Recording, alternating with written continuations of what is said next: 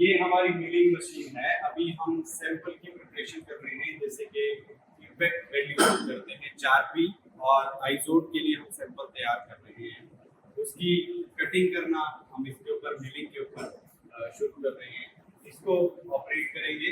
अभी आप इसको ऑपरेट करें। अभी हम सैंपल को थोड़ा आगे लेके जा रहे हैं उसकी जॉब के ऊपर, जहां पे हमारे को उसको तैयार करना है। यहाँ पे आप देख पा रहे होंगे, यहाँ पे हमारे सैंपल लगे हुए हैं और ऊपर से उसके ऊपर कट लगाया जाएगा, कटिंग किया जाएगा।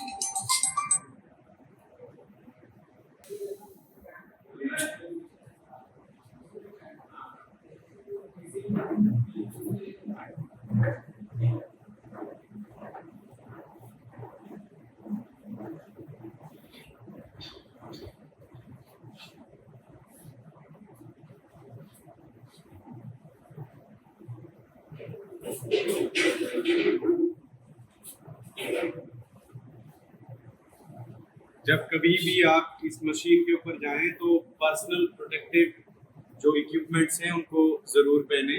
जैसे कि हमारे रवि जी ने पहन के रखे हैं, आपने गॉगल्स पहन के रखे हैं, ग्लव्स पहन के रखे हैं, ये हमारे लिए जरूरी है।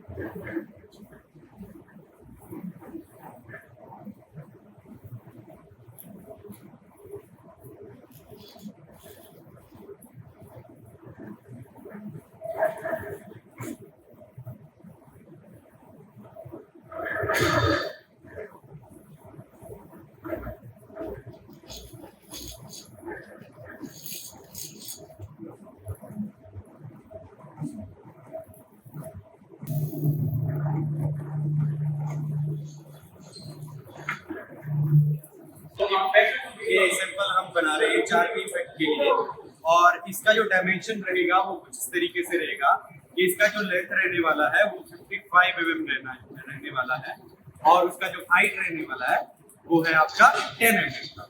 इसके पूरे डिटेल्स IS कोड में किस तरीके से है वो टेबल नंबर 2 में आपको मिल जाएंगे। IS के लिए हम फॉलो करेंगे 1757 1988। तो इसके बारे में थोड़ा सा मैं आपको बता देता हूँ। चलो IS कोड में आपको देखते हैं।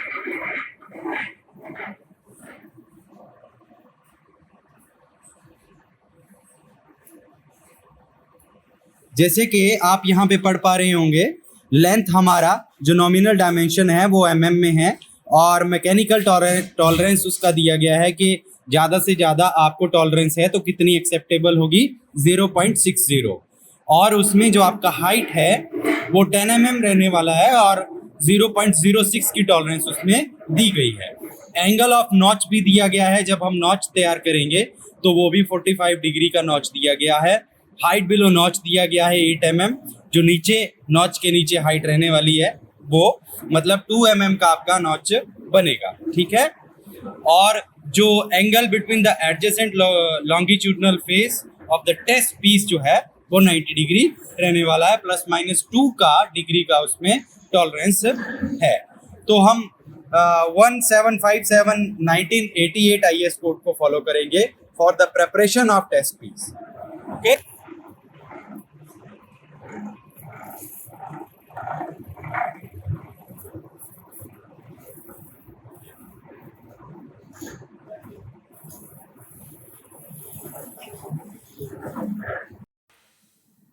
अभी हम देख रहे हैं इसको कि ये जैसे कि हमारे पास पहले से सैंपल बन के तैयार है, उसके साथ का सेम सैंपल हमारे को बनाना है, वो 10 mm का और 55 mm का। तो ये तो हमारा एक्यूरेट सैंपल है, लेकिन दूसरे जो नए सैंपल हम तैयार कर रहे हैं उनको हमारे को उस एक्यूरेट सैंपल के बराबर तक लेके आना है, जो हमारे को अभी नहीं बन के तैयार हुआ है। तो उसको हमारे को फिर से कटिंग शुरू करना पड़ेगी। फिर से हम एक बार माउंट करेंगे उसको मशीन के ऊपर। जब ये सैंपल हमारा बन के सेम सैंपल तैयार बन के हो जाएगा, तो उसके बाद हम उसको इम्पैक्ट वैल्यू के लिए तैयार करेंगे, दैट इज आरपी और आइजोट के लिए तैयार करेंगे। ठीक है, मिलिंग मशीन से हमारा सैंपल अभी जो है वो सरफेस ग्राइंडर के पास में आ चुका है। जैसे कि आप देख पा रहे होंगे, यहाँ पे वाटर के साथ में इसको कट किया जाएगा और 10 बाई 10 का ये सैंपल जो है प्रिपेयर किया जाएगा, जिसका जो लेंथ होगी वो 55 mm होगी और उसकी जो विड्थ होगी वो 10 mm होगी। तो इस तरीके से हम सैंपल को प्रिपेयर करेंगे, जैसे कि आप देख पा रहे होंगे वीडियो में। ठीक है, चलिए।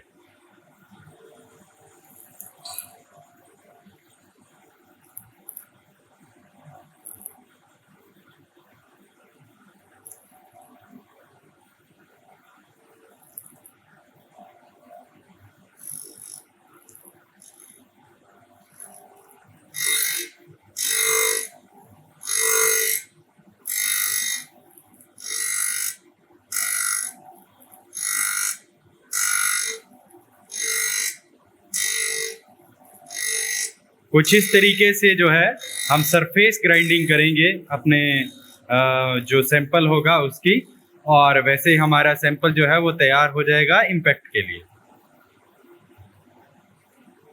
अब आगे इम्पैक्ट टेस्ट हम कैसे परफॉर्म करते हैं उसके लिए बने रहें इस वीडियो में। ऐसे करके आप इसको बाहर निकाल लेंगे या सरफेस ग्राइंडर से हटा के, और दूसरी साइड से लगा के भी हम इसकी ग्राइंडिंग करेंगे। हर एक सरफेस को हम इसके थ्रू ग्राइंड करेंगे ताकि हमारा सरफेस प्रेपरेशन जो है वो एक्यूरेट हो।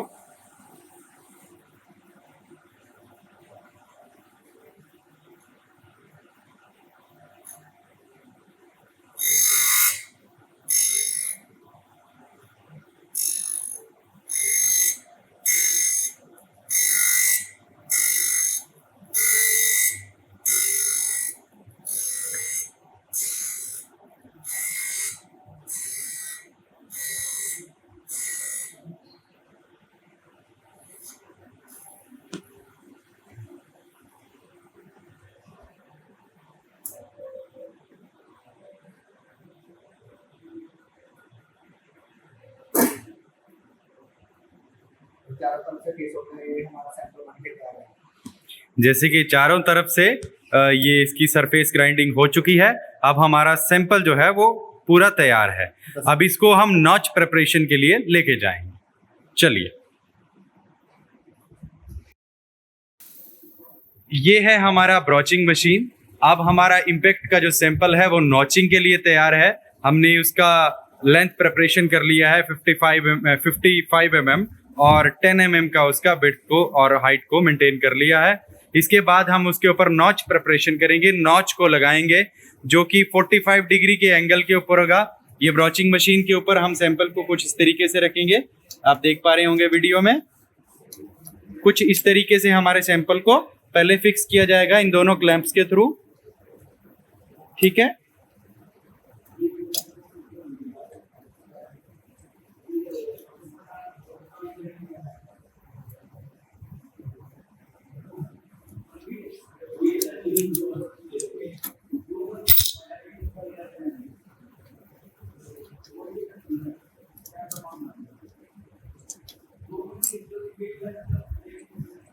इस तरीके से हम क्लैंप को टाइटन करेंगे ऊपर से, और एल एंड की के साथ इसको टाइटन किया जाएगा।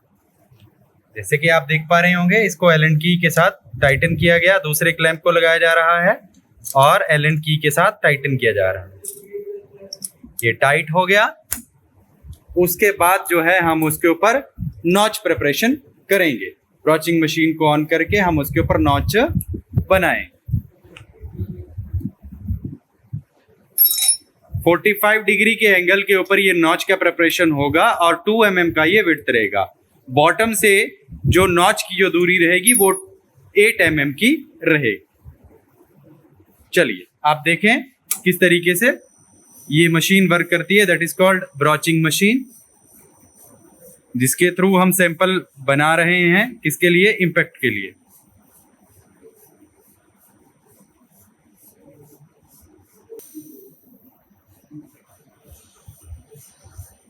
यहां से हम इस स्पिंडल को घुमाएंगे और कुछ इस तरीके से ये करीब होती जाएगी, हमारे नॉच जो है वो पास चली जाएगी।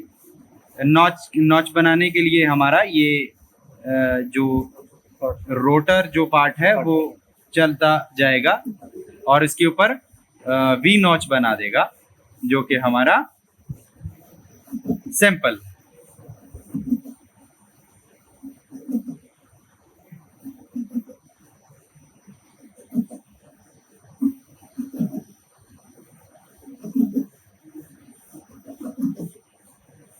तो धीरे धीरे ऊपर उठाना है। धीरे धीरे हम इसको ऑपरेट करेंगे, बिल्कुल जैसे कि आप देख पा रहे होंगे। कुछ इस तरीके से हम इसको ऑपरेट करेंगे, बिल्कुल आराम आराम से, बिल्कुल, और धीरे धीरे से ये नॉच बनाता जाएगा।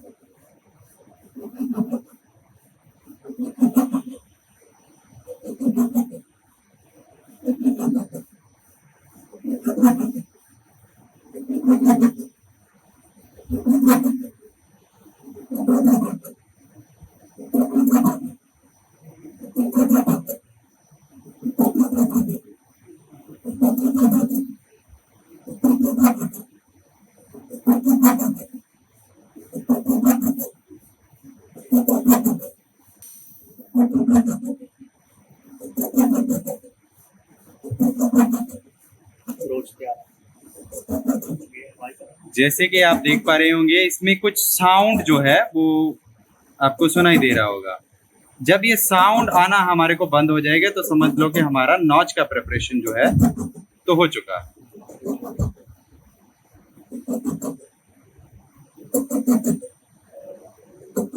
जब तक ये साउंड जो है आपको सुनाई दे रही है, उसका मतलब ये है कि आप नॉच बना रहे हैं, अभी नॉच उसके ऊपर बन रही है, इंडेंट उसके ऊपर हो रहा है।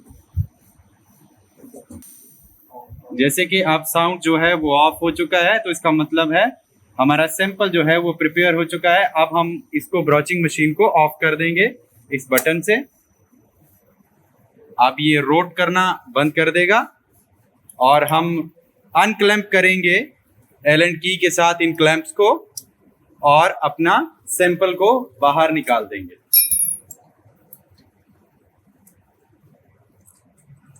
यहाँ नीचे से हम इसको क्लैंप को उठाएंगे ताकि ये जो सैंपल है हमारा ऊपर निकल जाए।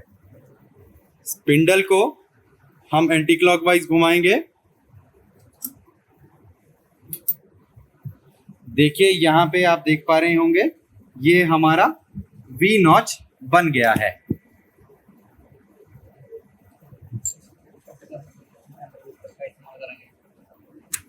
और इसके सरफेस को अच्छा करने के लिए हम पेपर का इस्तेमाल करेंगे,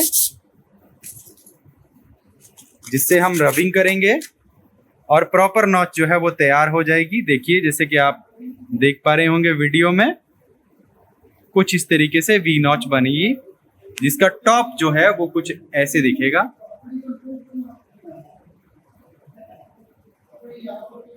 अब ये हमारा सैंपल इम्पैक्ट के लिए बिल्कुल तैयार है। इसके बाद उधर टेम्परेचर पे जाएगा।